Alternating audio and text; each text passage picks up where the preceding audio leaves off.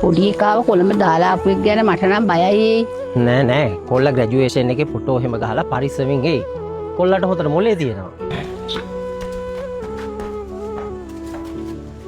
බලාපල්ලකෝ. මේක ගෙදර දොරවලුත් ඇරලා දාලා ලයිටුත් දාලා කොහෙ ගිහිල්ලාද මන්දා?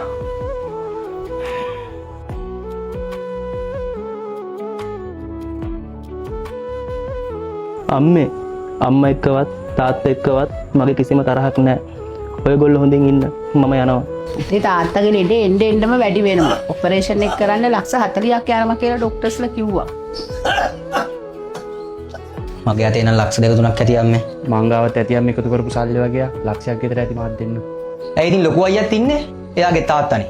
එයාගෙන තිල්ලන්නකො සල්ලි. හරි හරි අයියට මං එන්න කිව්වා. දැන් අයියා එනවා ඇති. හැබැයි ඉතින් එයා ගාව නම් ඒ හැටි සල්ලියක් නැතුව ඇති.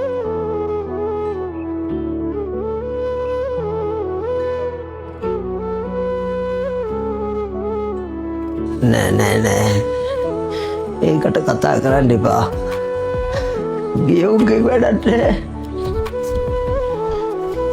මෙච්චර දෙයක් වෙලා තිබිලා අයියෝ වල මට නිකමනක් කිව්වේ නැත්තේ. තාත්තගේ ඔපරේෂන් එකට ඕනි කරන සල්ලි ඔක්කොම මෙතන තියෙනවා. තව සල්ලි වුණු මට කෝල් කරන්න. ඔයාලා මාව අතහැරියට මං ඔයාලව අතහැරියේ නෑ. උත්තේ මම යනවා මල්ලි. අයියේ පොඩ්ඩක් ඉන්න අයියේ.